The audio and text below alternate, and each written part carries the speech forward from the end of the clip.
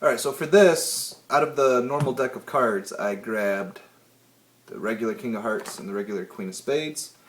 And the gimmicks I grabbed, and we're using the blue backs, is the missing Queen of Spades and where she meets the King here. This is your setup.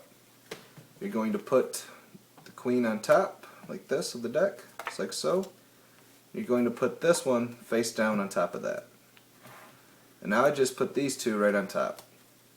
So when I'm ready to perform, I pull these out of the card box and I say, okay, look, I want to show you something. Let's just use 2 cards here.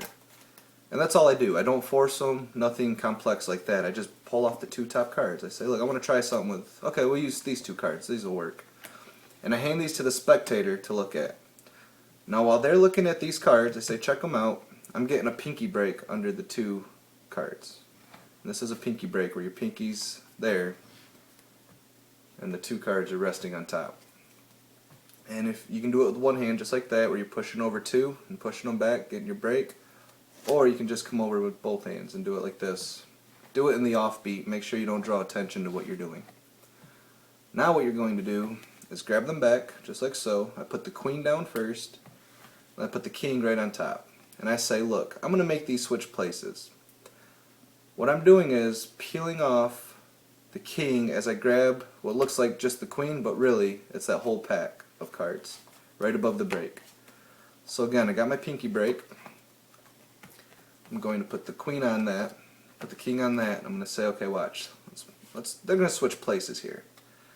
Now I got the whole pack here. They don't know that yet. I got the whole pack here, and what I'm doing is as I bring this pack over, I'm just dropping 2 cards and grabbing the top one. So once again, dropping 2 cards, grabbing the top one just like so. And what's cool about this is you can slide 1 card off just like that. Careful not to slide 2 because they'll see that. But slide these off and you can hand these right out for examination. Now once they've examined them and they don't know how you just did that, you're going to do the same thing where you get your break under these 2 cards and you're just going to reverse the action. Just like that. And that's how you perform this effect.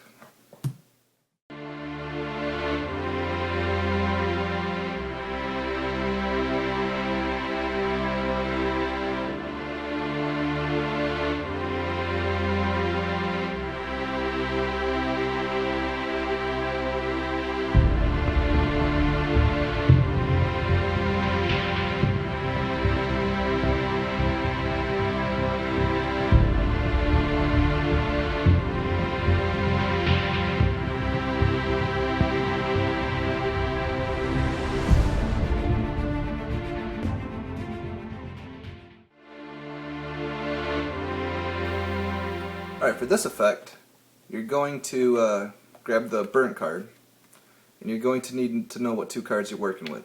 So I got the main card being the Ace of Diamonds, and then the revealed card underneath is the Queen of Spades. And eventually you're going to need a lighter too, and you can either borrow one, but sometimes people don't have a lighter, so I recommend carrying your own just in case. But once you know the cards you're working with, this is your setup. So you're going to want to put the main card, the real one, the Ace of Diamonds, you want to put that down, face down on the deck, followed by the burnt card. And then your force card, which is going to be the card underneath, that's the Queen of Spades, that goes right on top of everything. Now what you're going to do is when you're ready to perform, this comes out of your pocket, or out of the deck, out of the box, and you're going to force that card by your favorite force. Any way you want to force it, you're going to force. My favorite is a classic, so I would cut it down into the middle. I'd have them touch any card, and I'd tell them, don't show me, just remember the card. Look at it, remember it. Show all your friends, make sure they do that. Now you're going to have them return the card anywhere in the deck. And now you're going to get a double lift. And what that does is when I flip over the double, it's showing the normal card. But what I say to them before I do this, I say, look, 1 card jumps to the top. Was that your card? And at this point, they're not impressed. They say no. You say, oh man, wait. Okay, can you go like this for me? And have them pinch their fingers. I turn it down slow. I say, hold it just like this. Do you have a lighter I could use? So while they're pinching this, their other hand either pulls out a lighter, or you can go into your pocket and grab your lighter. So they're holding this card, and you're going to grab that lighter and say, just think about your card. It wasn't the ace, but what was your card? And just think about it. Now you don't want to bring the lighter too close to the card because it will burn the card. So you just want to hold it underneath, and you just want to give it a few waves like this. And be careful not to burn your spectator. Mind you, they're the ones holding the card. So I like to keep the lighter, I don't know if you can see this, away from their fingers. I do it over here. Do that a couple times and say, go ahead, turn your hand over. When they flip the card over, they see that the card they were holding got burnt. And the card they were thinking of is now revealed.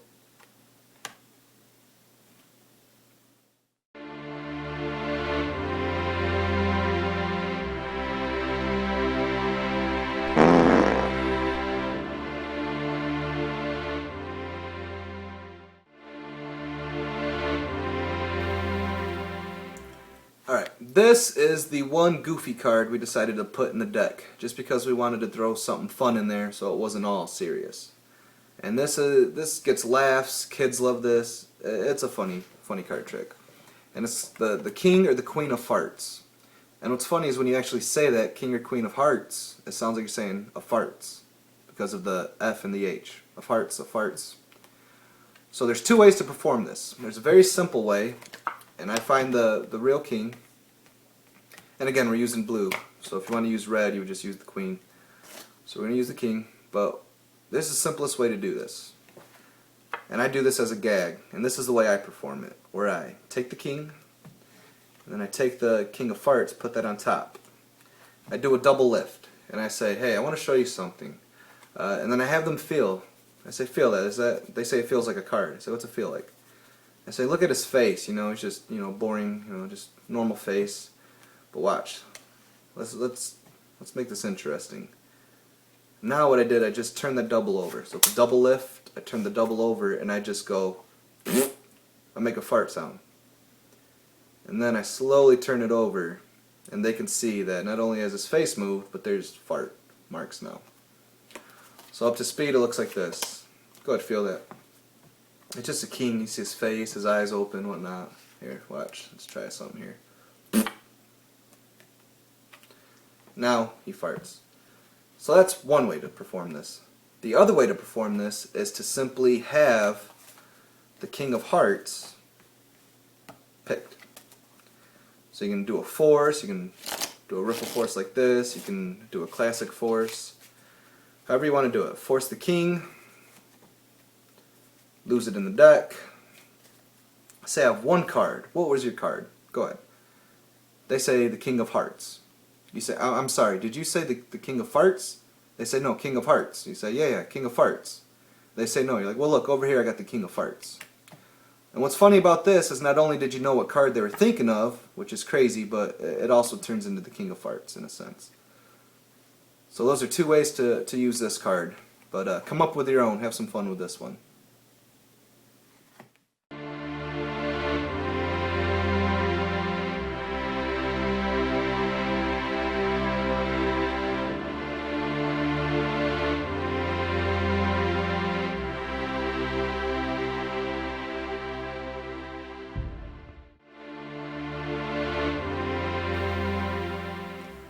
Alright, this is not only my favorite effect in the deck, but it is also probably the strongest effect in the deck. I have done this hundreds of times over the years, and it's something that you're going to get a lot with. And it started out being just a red-blue bicycle card. But I actually had the United States Playing Card Company agree to make me the tally-ho back with the bicycle backs. So it's going to be a red bike with a blue tally-ho, and then a blue bike with a red tally-ho. So for this, you want the card, and these are all for the same effect. They're just different. This is for a red deck, this is for a blue deck, and this is for red or blue, whatever one you're using. So for this, we got a blue back deck, so we're going to use the regular blue back with the red tally-ho. And it's as simple as this. It's very simple, but at the same time very strong. This is your setup. That card goes red side up on the bottom of the deck, and red side up, bottom of the deck. And at this point you can have any card picked. Any card you want. So this would be in my box. I just pull them right out the box and have any card selected. Now what I like to do with this effect is after they pick a card, I give them the option to change their mind. And they can. If they want to change their mind, no matter what card they pick, they can change their mind. So we'll just say they're going to stick with this card. You're going to do this. This is all you're doing. You're going to swivel the top half over. They're going to place their card in the middle, and these cards go on top. And what you just did was put that bottom card on top of their card. And now you're going to say, before we even started this, I made a prediction. Not only did I make a prediction, but I took it out of a different pack. Now you're going to get a double lift under your prediction card, and you're going to tell them, look, if my prediction card matches your card, what are the odds of that? They say, you know, that'd be pretty good. Do a double lift and drop. Have them hold this or set it down and say, look, the cards match. But can you flip that over and put it in for me? And when they flip that card over and put it back in, you point it out that, look, it's not red anymore. And that is because no matter what card they pick, so say this was their card, you do your double. What you're doing is when you flip that double over, you're just laying down that card. That's what's going on. That card's getting laid down just like this to blend in.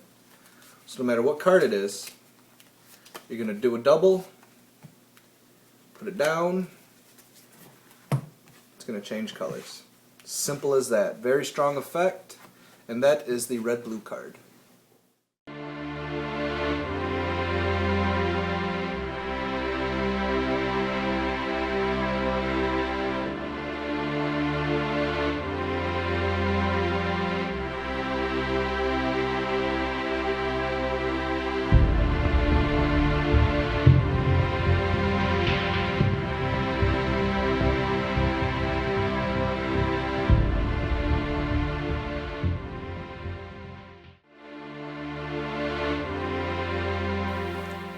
Alright, this is a very fun effect as well. This is a classic. This is Doug Kahn's Pip Trip. And recently Gregory Wilson did a version of it he called Pip Streak, and then Illusionist also released it a few times. So this is a classic that's been around. It's one of my favorites. And the idea is you're moving, you're going to have a 4 picked, and you're moving each of the hearts into one corner. And here's your setup. You're going to need your 3 moving pip cards. And in the deck you're using, you're also going to need the 4 of hearts in this case, which is right here. Alright, so here's your setup. You're going to put all 4 in one corner there. You do the 3 in the corner, 2 in the corner, and then 1, or none in the corner. Well, 1 in the corner, but none of these moved yet. So it's this, this, this, and then this. And it's really very simple. This goes into your card box. You pull them out. You don't let them see the bottom card. But what you're going to do is do a cut when the card's facing you, just like this. Because you don't want them to see that bottom card. They're going to face you. And now you're just going to go back to that riffle force. You're going to have them say stop. Wherever they stop you, it doesn't matter. You're just going to pick up everything above the break. So once again, oh, and make sure you know the orientation of the cards as well. So I want them toward me. I'd want this toward me, toward me, toward me. So I'm going to cut, keep a pinky break, just like this. Cut, pinky break, just like this. I'm going to do a riffle force, say stop. Wherever they stop you, you're just going to lift up above that pinky break. Okay, so let's try something with this 4 here. This is the card you stopped me on. Now what I'm doing is I'm going to squeeze my thumb in here, and I'm going to push my pointer finger here. And what it gives you a buckle effect, just like that with the top card. It just buckles up, see that? Just by squeezing you get a buckle. I'm going to do that in every sequence. But from this view they can't see what's going on. And I'm going to be holding this stack here. So I got my buckle, I got the card where I want it, I got the 1 card. And now when I come over, I know this is the first pip to move. So I'm going to cover the whole card and I'm going to grab. So I buckle, pinky break. When I come over, I grab that one card. And I come back and I act like I'm moving that pip down to here. But really I just stole this card off the top.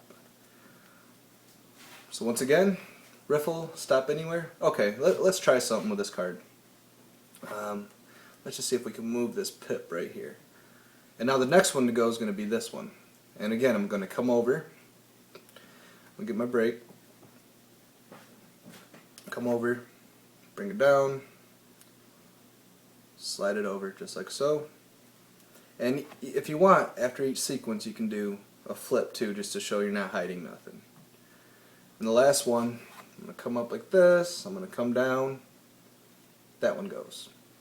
Now at this point, your other three cards are over here, but don't let them know that. At this point, you're going to cut those to the, just like that. So now those three cards are on top. And what you're going to show at this point is this card. You're just going to hand that out. Because they're going to want to look at it, they're going to scratch it. Now while they're looking and scratching at this, what you're doing here is you're going to push 1, 2 cards over, and that third card you're going to slip to the top. Just like that. So that card's in this position here. You're going to go 1 over, 2 over, and then you're going to slip that card on top. But this all happens when they're not looking at you. This is in the offbeat. So now what you have on top is the real 4 of hearts.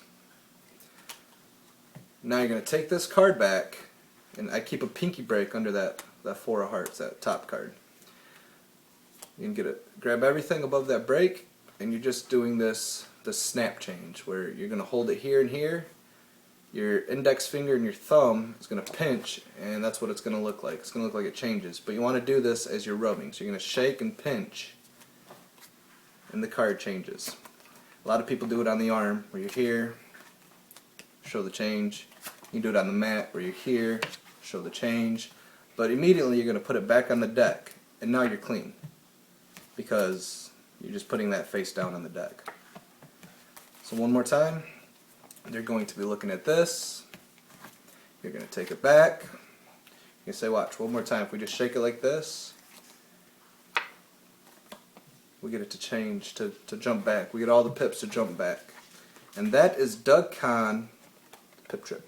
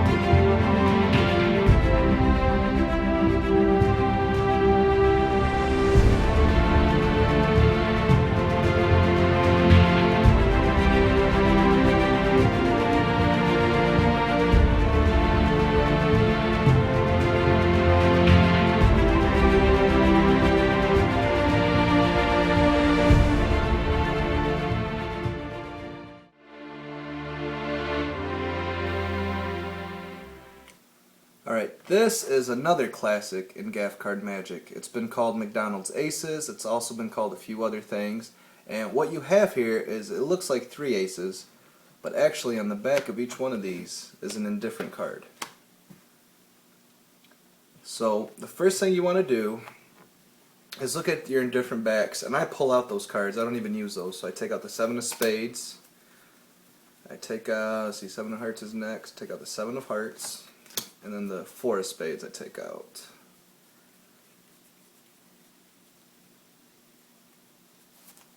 Okay, so I don't even mess with those cards. Now the other cards you're going to have to pull out, but you're going to keep, are the aces. And I'm going to show you your setup. So these are all the real aces we're going to take out. Here, let's see.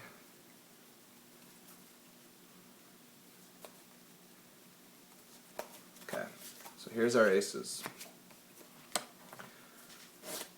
So now, here is your setup. What you want to do first is take the spade and set it down here with these cards. This is a regular spade, but the rest of the cards are indifferent. Now you're going to take these 3 cards here, and I'm going to count 1, 2, 3, 4, 5, 6, 7, 8, 9, and then I'm going to put these 3 regular aces right there. So it's going to be 10, 11, and 12 spot from the top of the deck, just like so. And then from here, I'm going to put these aces about every 6 or 7 cards. I'm going to go 1, 2, 3, 4, 5, 6, about 7 cards. I'm going to put an ace. 1, 2, 3, 4, 5, 6. Put an ace. 1, 2, 3, 4, 5, 6. Put an ace. 1, 2, 3, 4, 5, 6, 7. Put an ace. And what this does is allow me to have aces here and a little bit of space here before you get to these other aces we have hidden up here. And this is the performance. That's your setup. Here's the performance. This goes into the card box. Then you're going to, when you're ready to perform, you're going to take the cards out of the box and you're going to say, okay, I want to try something with the aces. So let's find them. And remember, you're going to slowly count out each ace because you don't want to spread too far and show you have the extra aces. So one by one, we're going to set one here. We're going to set one here. We're going to set one here. And the last ace, which is the normal ace, the spade, I put up top. Just like this. And then I straighten it up so they can see what we got going on here. And now I say, look, we're going to flip this over. I'm just going to take 3 cards. So I take 3 cards here. I'm going to take 3 cards here. I'm going to take 3 cards here. Then I'm going to take 3 cards, put them here. So they think this is completely random. Really, you know that you're all set up for the finale. So now it's about making the aces disappear. The first one you're going to grab, and you're going to not flash this, so you're going to flip these 3 cards over on this ace and just show them like this. And now you're going to square them up and get a double lift. I got a pinky break under a double as I square them up. And now I'm just going to flip over the double and act like this is the ace, when really the ace is here hidden, already out of their mind. So once again, I show these. I say, watch this ace. We're just going to set this ace right down here. And now I'm just going to swipe it like this. And in that motion, I'm going to pick up and flip and show that the ace disappeared. Now what I'm doing is, instead of flashing the ace, I'm squaring these up and I'm flipping both cards over. Then I drop it, show it again, drop. You can do the same thing here, where you're going to flip these over. You're going to show the cards. You're going to get a double. You're going to flip it over and you say, watch this ace. Just like this. See how that one goes as well? And it's the same move. You're going to show, show, show, show. Now this one you get a little more fancy with. This time you can actually put the ace in face up. And you're going to do an Elmsley count, which we'll talk about the Elmsley count in a minute, but you're going to show that that ace vanishes completely. Gone. Just like this. And now for the finale, you're just going to flip over all the aces up here. And what you want to do as well is, before you do any of this, once you put the 3 cards on top of that spade, I like to have them put their hand on it. So they put their hand on that one. Then you do this sequence, and then that's the finale. All the aces jump there. So again, this is another classic of Magic, and let's talk about the Elmsley count right now. Alright, this is the Elmsley count. And I'm just going to show you with 4 random cards.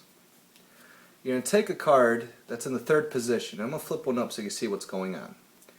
What I'm doing is, I'm pushing over 1 card, and then as I push over 2 cards, see you got 2 cards here, I keep them together as one.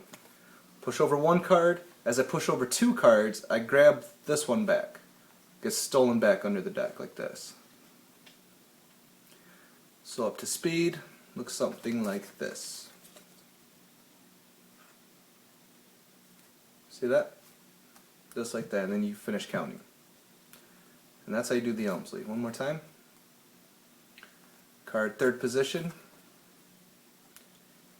Push one card over, steal it back as you push two cards over. Back, back. It's hard to do slow, but up to speed. Let's see if we can get it. And that's what it looks like. This is the Elmsley count.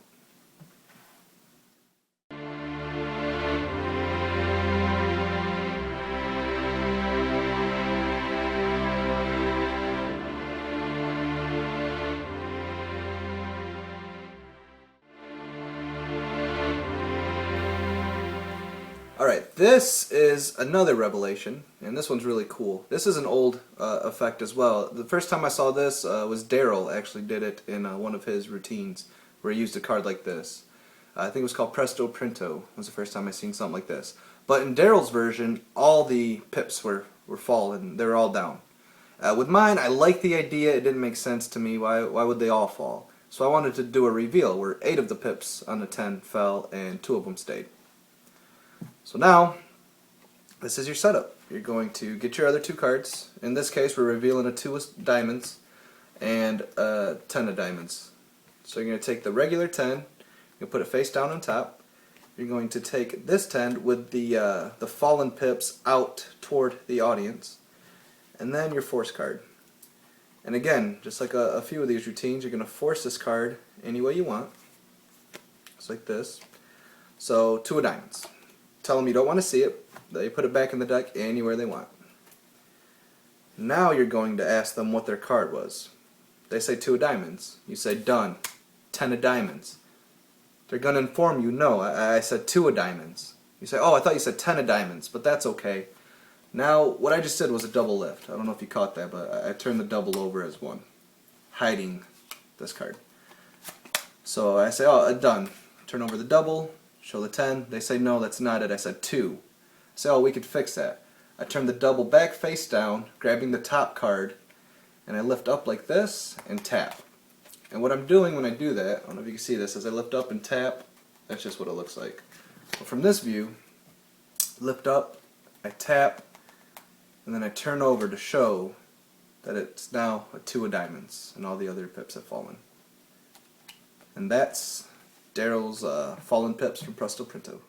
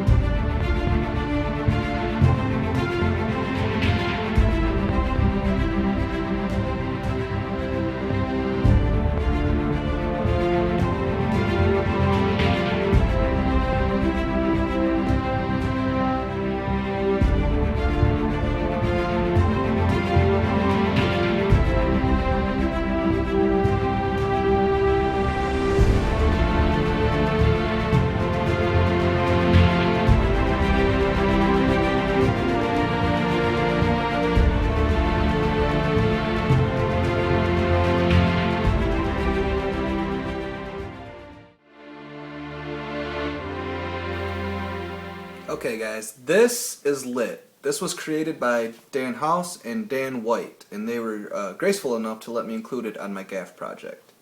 And what it is the card disappears and reappears as a book of matches. And I promised Dan White and Dan House I wouldn't go into the complete handling of this. I would teach you guys the fold and a basic concept of it, and then if you guys want, and this is what I suggest, is picking up lit for yourself. The DVD comes with like 20 gimmicks or something like that. They teach a way for you to have the card signed, and it's really worth the buck. And I just want to get this out there and show you guys how amazing this effect is. So I'm going to teach you the basic fold and then the basic handling of lit. So let's get into the fold right now. So this is your lit gimmick. you're going to fold along this line here, just like so. I'm going to fold it all the way back, see if you see this, to that, it's the striker.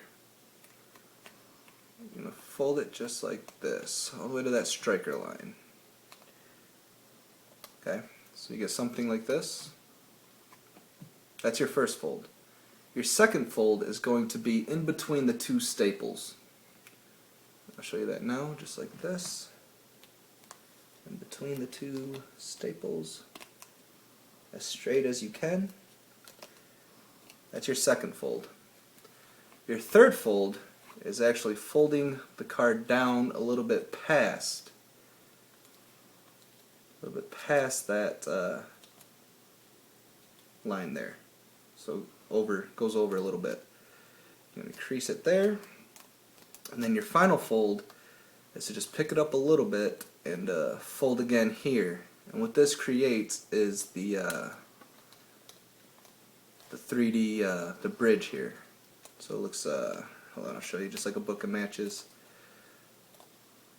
So those are your fold marks, just like this. And it looks like a book of matches. One more time. You're going to fold along this line here. Then you're going to fold between the staples. Then you're going to fold past.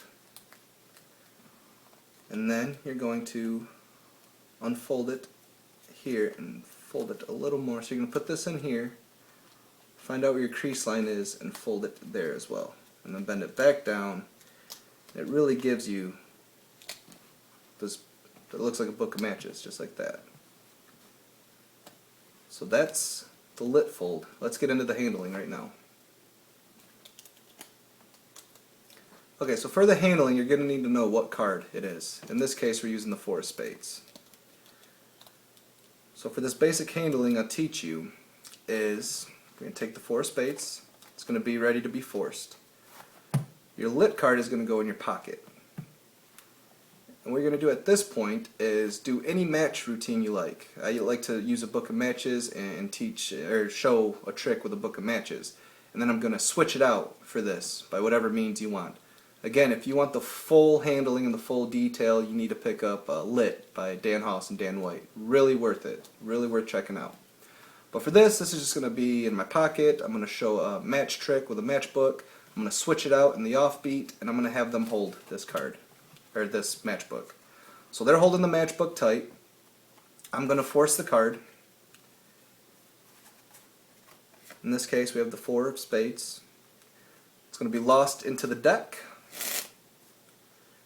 I'm going to go like this. And mind you, this is in their hand. I say, what if you open your hand and that card jumped inside of that matchbook you just seen? The one you're holding. They say that'd be pretty impressive. I say, okay, check it out. They turn their hand over. They go to open this thinking there may be a card inside. They don't expect the whole book to turn into their card. Lo and behold, lit. But for the full routine and all the perks, all the ins and outs, like I said, they got a version with a signed card. It comes with a bunch of gimmicks, so you can actually hand out as a souvenir. You got to pick up Lit by Dan Haas and Dan White.